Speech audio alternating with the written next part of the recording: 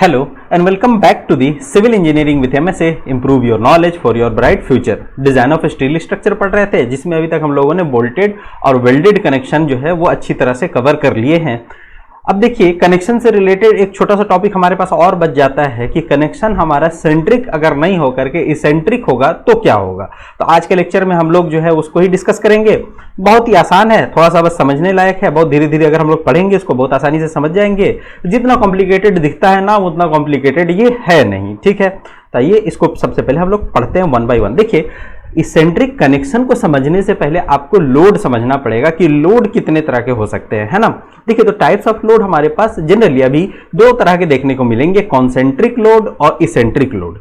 Concentric load क्या है? देखिए डेफिनेशन इसका ये कहता है कि a load is said to be concentric load when its line of action passes through its centre of gravity. और ये जो है हम लोगों ने आज तक जितने भी न्यूमेरिकल बनाए हैं ना वहां पर हम लोगों ने यही काम किया है। क्या काम किया है कि आपको ये याद आ रहा होगा ना, मैं एक छोटा सा अगर डायग्राम बनाऊं, अभी डायग्राम बनाऊंगा आपको याद आ जाएगा कि हम लोगों ने यही तो काम किया है।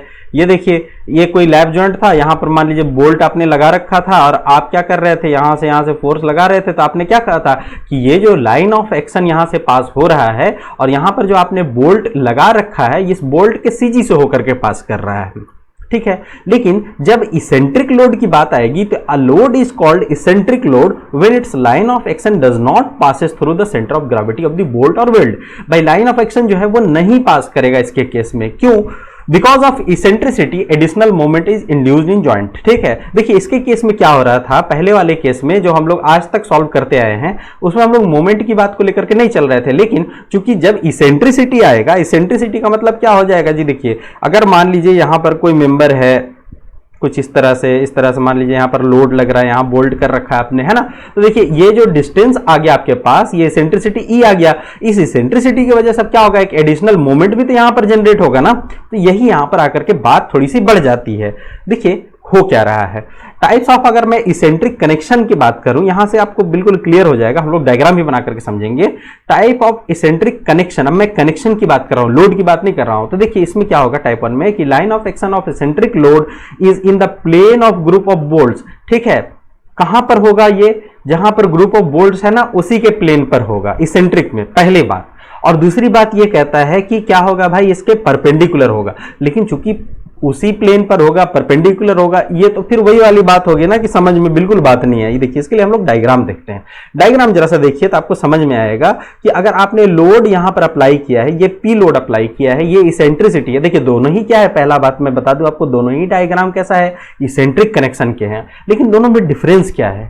डिफरेंस ये है कि अगर आपने यहां पर फोर्स लगा दिया है तो देखिए इस फोर्स वाले ही प्लेन में क्या है, आपका बोल्ट जो है वो उसी प्लेन में आ रहा है ना, सेम प्लेन में है। लेकिन इसके केस में क्या हो जाएगा कि आप फोर्स यहां लगा रहे हैं और बोल्ट कैसा लगा हुआ है, यहां लगा हुआ है। यानी फोर्स का अगर मान लीजिए ये डायरेक्शन है तो बोल्ट का डायरेक्शन कुछ इस तरह से है। तो देखिए ये क्या हो जाएगा, ये परपेंडिकुलर है। लेकिन इसके केस में क्या ऐसा है, इसके केस में ऐसे बात नहीं है। तो यही आपको बताना यहां पर चाह रहा है, ये डेफिनेशन जो है वो क्या बताना चाह रहा है कि line of action of eccentric load is in the plane of group of bolt, ठीक है। एक ही प्लेन में है, बहुत अच्छी बात है। और दूसरे टाइप पे ये कहता है कि भाई अगर उस प्लेन में नहीं होकर के परपेंडिकुलर हो, ठीक है। दो तरह के बन सकते हैं। अब आइए हम लोग वन बाय वन जरा सा देखते हैं दोनों टाइप में। टाइप 1 में आपने क्या कहा कि लाइन ऑफ एक्शन क्या होगा, उसी प्लेन में रहेगा। अगर उसी प्लेन में है तो देखिए दो बातें आपके सामने निकल करके आएगी। क्या क्या बातें निकल करके आएगी कि आप अगर उसी प्लेन में भी रखना चाहते हो तो भी दो बातें आएगी। क्या क्या आएगी? पहली बात तो आएगी shear due to direct axial load, ठीक है। F1 जो है आपके दो फोर्स आ जाएगा, एक F1 और दूसरा क्या आ जाएगा आपका F2 आ जाएगा, ठीक है। एक तो क्या आ जाएगा shear due to direct axial load और दूसरा क्या आ जाएगा आपका ट्विस्टिंग मोमेंट आ जाएगा। ये ट्विस्टिंग मोमेंट जरा सा मैं समझाने की कोशिश करूं कि अगर आप यहां पर लोड लगा रहे हो इसका मतलब क्या है कि यहां पर एक तो लोड ये फील करेगा ना, P वाला ये तो लोड फील करेगा ही। और उसके बाद यहां पर देखिए क्या हो रहा है, यहां पर क्या होगा कि एक तो ये P की वजह से एक लोड यहां पर फील होगा और दूसरा क्या होगा भाई, दूसरा ये हो जाएगा यहां पर कि फोर्स इंटू परपेंडिकुलर डिस्टेंस। यानी यहां पर दूसरा कौन सा लोड फील होगा, P इंटू ई। यही तो बात कह रहा है ना कि पहला तो आपका डायरेक्ट क्या हो जाएगा, एक्सियल लोड फील होगा P यहां पर, और दूसरी बात क्या हो जाएगी यहां पर कि ट्विस्टिंग मोमेंट भी क्या आपको यहां पर फील होगा। तो देखिए अगर ऐसा होगा तो आप कैसे निकालिएगा, डायरेक्ट एक्सियल लोड निकालने का फॉर्मूला तो बड़ा सिंपल सा होता है कि जितना फैक्टर्ड लोड आपको दिया हुआ है divided by number of bolts. इसमें तो हम लोगों को बहुत ज्यादा कुछ हिंदी बात करने की जरूरत नहीं है, लेकिन जो ये F2 है इस केस में, F2 जो है जिसको आप ट्विस्टिंग मोमेंट कहिएगा, ये डिपेंड करेगा किस पर डिपेंड करेगा जी, रेडियल डिस्टेंस के ऊपर डिपेंड करेगा। रेडियल डिस्टेंस के ऊपर किस तरह से डिपेंड करेगा, पहले हम लोग जरा सा इसको समझते हैं खुद को गायब करके। देखिए रेडियल डिस्टेंस के ऊपर किस तरह से ये डिपेंड करता है। सपोज दैट कि ये आपका कोई एक ब्लॉक है जहां पर आपने क्या कर रखा है कि ढेर सारे लगा दिए हैं क्या, बोल्ट्स, है ना, ये 4 बोल्ट लगाए हैं। अगर मैं आपसे पूछूं कि इन 4 बोल्ट्स का सीजी कहां पर आएगा तो आप क्या कहिएगा, कुछ यहां पर बीच में आ जाएगा चारों बोल्ट का मिला करके। तो ये सीजी से लेकर के और बोल्ट के सेंटर तक एक कोई डिस्टेंस होगा ना जी, इस डिस्टेंस को ही हम लोग क्या बोल देते हैं, इसी डिस्टेंस को हम लोग नाम देते हैं रेडियल डिस्टेंस। और इसको किससे दिखाते हैं हम लोग, इसको दिखा देते हैं हम लोग स्मॉल r से, है ना। ये क्या है भाई, तो सीजी है ग्रुप ऑफ बोल्ट का, ये r r r ये सारा r रेडियल डिस्टेंस। तो अब यहां पर हम लोग जरा सा समझने की कोशिश करें कि जब ये बात कह दी गई है कि F2 depends upon the radial distance, तो क्या हम इस बात को इस तरह से लिख सकते हैं क्या कि F2 is directly proportional to r। कोई दिक्कत की बात नहीं है। बात को थोड़ा सा और आगे बढ़ा देता हूं मैं, F2 is equal to K into R। ये प्रोपोर्शनलिटी का साइन हटाया मैंने, कांस्टेंट लगा दिया यहां पर। अब देखिए क्या यहां पर सिर्फ एक ही R है, नहीं नहीं, यहां तो ढेर सारे R हैं। इसका मतलब क्या है कि यहां पर क्या हो जाएगा, समेशन ऑफ R की बात करेंगे ना हम लोग, समेशन ऑफ R की बात करेंगे। तो जरा सा देखते हैं हम लोग कि इसको और अगर थोड़ा सा मैं क्या करूं, चेंज करने की कोशिश करूं तो क्या हो जाएगा जी। इसको जरा सा और चेंज करने की जब कोशिश करूंगा तो मैं ये बात यहां पर लिख सकता हूं क्या कि summation of F2 into R, ढेर सारे है ना, F2 इंटू R। देखिए मैंने तो ये बात कहा ना, F2 इंटू R, तो यह क्या हो जाएगा, इज इक्वल टू किसके बराबर हो जाएगा, P इंटू ई। यही तो आपने यहां पर लिखा भी है ना, ड्यू टू P इंटू ई। दोनों बातें हैं, दोनों बातों को मैं जोड़ने की कोशिश कर रहा हूं ना। तब ये आप ये भी कह सकते हो ना, समेशन ऑफ के आर स्क्वायर, F2R की जगह मैंने क्या कर दिया भाई, के आर लिखा है ना। तो यहां पर क्या हो जाएगा, देखिए जरा, ये हो जाएगा आपका F2 इंटू R, है ना। और यहां पर क्या हो जाएगा, F2 इंटू R को मैंने हटा दिया किससे भाई, KR से, ठीक है। तो F2 की जगह में क्या आ जाएगा आपका K इंटू R, तो क्या हो जाएगा, समेशन ऑफ KR का स्क्वायर, है ना। इसलिए बहुत ज्यादा यहां पर परेशान होने की कोई जरूरत है क्या, कोई जरूरत नहीं है, ठीक है। बहुत आसान सा है, बस अगर हम खुद ही सोच लेंगे ना इसको कि ये बात बहुत कुछ बड़ी कही गई है तब आपको दिक्कत होगा। आप ऐसा सोचो ना, बहुत आसान सी बात है ये, ठीक है। अब देखिए हो क्या जाएगा यहां से, फिर summation of KR square is equal to, मैं लिख सकता हूं क्या, P इंटू ई, ये वाली बात को लिख सकते हैं। अब जरा सा आप इसको देखिएगा और कि K इज इक्वल टू क्या हो जाएगा, PE divided by summation of R का स्क्वायर। ये तो आपने किसकी वैल्यू निकाल लिया, K की, और F2 आपको पता है क्या है, K इंटू R है। तो आप यहां से एक बात लिख सकते हो, क्या लिख सकते हो कि F2 is equal to PE divided by summation of R का स्क्वायर, ठीक है, इंटू R, ठीक है। ये देखिए ये K की वैल्यू पूरी हो गई ये वाली, और यहां पर आपको क्या है, R पहले से ही है तो आपने R से इसको मल्टीप्लाई कर दिया। तो ये एक हमारे पास फॉर्मूला बन जाता है F2 निकालने का। अब देखिए कितना आसान हो गया ना ये क्वेश्चन को सॉल्व करना। किस तरह के कोई भी क्वेश्चन आएंगे तो आपको F1 निकालना है, P/N कर दीजिए, और अगर F2 निकालना है तो सब कुछ दिया ही हुआ रहता है। R आप यहां से इजिली निकाल ही सकते हो, तो आप F2 निकालिए। अगर आपने F1 और F2 निकाल दिया है तो यहां से सिर्फ बात नहीं बनेगी, आपको क्या करना पड़ेगा, एक और काम करना पड़ेगा, और वो काम कुछ इस तरह से होगा कि आपको निकालना पड़ेगा यहां पर। देखिए यहां पर आपको क्या निकालना पड़ेगा, यहां पर आपको निकालना पड़ेगा, आपने क्या क्या निकाला है, F1 और F2 तो निकाल लिया है ना।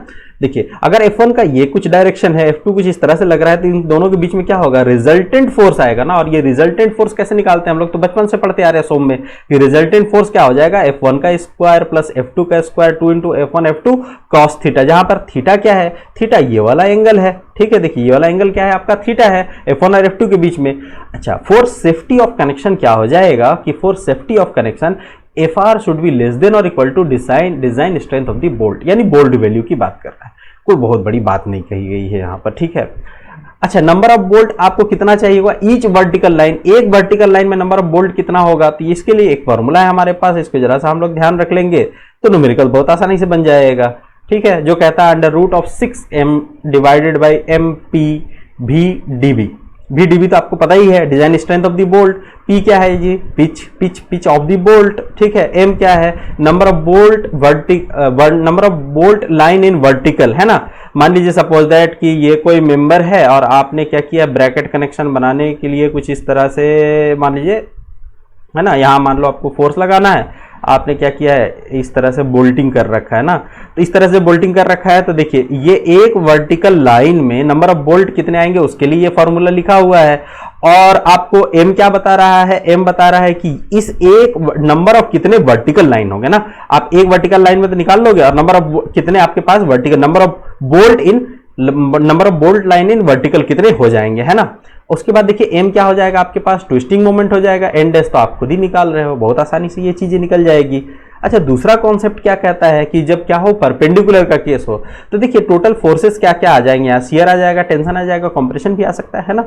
देखिए टेंशन किस तरह से आएगा कि जब आप यहाँ पर लोड लगा रहे हैं ना, तो ये क्या होगा, देखिए कि ये थोड़ा सा मैं बनाने की कोशिश करूं, अगर बहुत प्यारा सा तो नहीं बनेगा, लेकिन मैं कोशिश करता हूं कि ये बात समझ में आ जाए। एक बार अगर आ गया तो मजा आ जाएगा। सपोज दैट ये कोई एंगल है ना, अगर आपने जब यहाँ पर लोड लगाया तो देखिए कुछ इस तरह से यहाँ पर गैप बनेगा ना। जब गैप बनेगा तो यहाँ पर जो बोल्ट है वो कैसा फील करेगा, वो क्या फील करेगा, टेंशन फील करेगा ना। जब ये बाहर जाना चाहेगा ये मेंबर, देखिए जब ये वाला गैप बढ़ना चाहेगा तो ये क्या करेगा, ये बोल्ट को ही फैलाना चाहेगा, तो यहाँ का बोल्ट क्या फील करेगा भाई, यहाँ का बोल्ट फील करेगा टेंशन। और यहाँ पर जो बोल्ट लगा हुआ है वो क्या करेगा, इसको यहाँ पर ये क्या करेगा जी, दबाने की कोशिश करेगा, तो यहाँ पर क्या लग जाएगा, कंप्रेशन। देखिए इसका कोई तो एक न्यूट्रल एक्सिस होगा ना, Na, न्यूट्रल एक्सिस के ऊपर यहां पर देखिएगा ध्यान से, तो आपको टेंशन दिखेगा, यहां पर कंप्रेशन दिखेगा। ये हाइट h क्या है, हाइट h जो है वो टॉप बोल्ट के सेंटर से लेकर के जो आपने एंगल लगा रखा है उसके बॉटम मोस्ट पोर्शन तक का जो लेंथ है उसको हम लोग क्या बोलते हैं, h बोलते हैं। न्यूट्रल एक्सिस जो होता है वो कितना होगा, h/7 from the bottom of the angle, यानी यहां से कितना होगा, h/7 पर न्यूट्रल एक्सिस आएगा इसका, ठीक है। अच्छा, अब और जरा से इस बात को समझे। देखिए ये सारी बातें हैं कि for safety of this correction क्या होना चाहिए, तो कोड हमको बताता है, इसका क्लॉज नंबर है देखिएगा 10.3.6 में, जो हम लोगों ने पहले भी बात किया था ना इस पर, कि bolt is subjected to combined shear and tension के केस में हम लोगों ने ये बात किया था कि क्या करना है भाई, ये वाला फॉर्मूला हम लोगों को अप्लाई करना है, कौन सा, VSB डिवाइडेड बाई VDB का square plus TB divided by TB का स्क्वायर शुड भी क्या हो जाएगा, लेस देन और इक्वल टू क्या हो 1। तो यहाँ पर देखिए सारी चीजों को दे रखा गया है और हम लोगों ने क्या है, इसको डिस्कस भी कर लिया है, तो कोई बहुत ज्यादा इसमें टेंशन की बात नहीं। जब ऐसा कोई न्यूमेरिकल आएगा बहुत आसानी से हम लोग इसको सॉल्व कर लेंगे, है ना। बस ये देखने में ही लगता है। अच्छा, यहां भी नंबर ऑफ बोल्ट अगर आपको निकालना है तो मैंने नहीं लिखा है, लेकिन आप याद रखिएगा कि यही फॉर्मूला, सेम फॉर्मूला दोनों में अप्लाई होता है नंबर ऑफ बोल्ट निकालने के लिए, ठीक है। बहुत ज्यादा कुछ चेंजेस इसमें नहीं आता है, ठीक है। यहां पर बस चेंजेस क्या आ रहा है कि यहाँ शियर भी है, टेंशन भी है और कंप्रेशन भी है, ये बात है, ठीक है। और एक चेंजेस कहां पर आता है, जब हम लोग इस केस में आकर के ये TB की वैल्यू को निकालते हैं। ऐसा कोई न्यूमेरिकल अपने सामने आएगा तो हम लोग कर लेंगे, बहुत ज्यादा इसमें हम लोगों को परेशान होने की जरूरत नहीं है। अभी पूरा का पूरा DSS पड़ा हुआ है, क्वेश्चन जरूर आएंगे हमारे सामने और हम लोग उसको सॉल्व भी करके देख लेंगे। तो देखिए ये आज का था, ये थोड़ा सा समझने के लिए था। इसमें जो समझने लायक बात है हमारे बिगिनर लेवल पर, अगर मैं कहूँ कि समझने लायक आपके लिए क्या बात है, तो मैं फिर से एक बार बता देता हूँ कि टाइप्स ऑफ लोड हमारे लिए थोड़ा समझने की लायक बात है, जो हमसे बहुत बार एग्जामिनेशन में पूछा जाता है शॉर्ट नोट्स की तरह से। अच्छा, उसके बाद टाइप्स ऑफ इसेंट्रिक कनेक्शन हम लोगों से पूछा जा सकता है एग्जामिनेशन में, ठीक है, शॉर्ट नोट्स के टर्म में। और इसके साथ अगर आप एग्जाम में डायग्राम भी बनाते हो तो बहुत अच्छी बात है, ठीक है, अच्छे स्कोर आने के चांसेस हो जाते हैं। और जो टाइप 1 और टाइप 2 के हिसाब से मैंने आपको बताया, ये बताया इसलिए कि अगर कोई न्यूमेरिकल आता है तो हम लोग इस तरह से सॉल्व कर सकते हैं, और हम लोग करेंगे भी। एक मैं न्यूमेरिकल इस पर करके आप लोगों को जरूर से दिखाऊंगा। तो आपको क्या करना है भाई, आपको थोड़ा सा इसको करना है नोट्स, और बहुत ध्यान से प्यार से बैठ करके देखना है। हो सकता है एक बार देखने पर ना समझ में आए तो कम से कम वीडियो को 2 बार देखिए, आराम से स्किप करके ना देखें, आप ध्यान से देखें। और क्या करें, जो भी मैंने आपको बताया उसको नोट्स करें। थोड़ा समझने में अजीब तरह का है, ये आड़ा टेढ़ा है, लेकिन बड़ा सिंपल सा है, सीधा सा है। यकीन मानिए बहुत आसानी से इसके न्यूमेरिकल सॉल्व हो जाते हैं, हम लोग करके भी देखेंगे इसको। और आपको क्या करना है, परेशान बिल्कुल नहीं होना है, और क्या करना है, आपको अपना ख्याल रखना है, अपनों का ख्याल रखना है, और आगे जो भी वीडियोज़ आए उसको ध्यान से देखते रहना है। Thank you for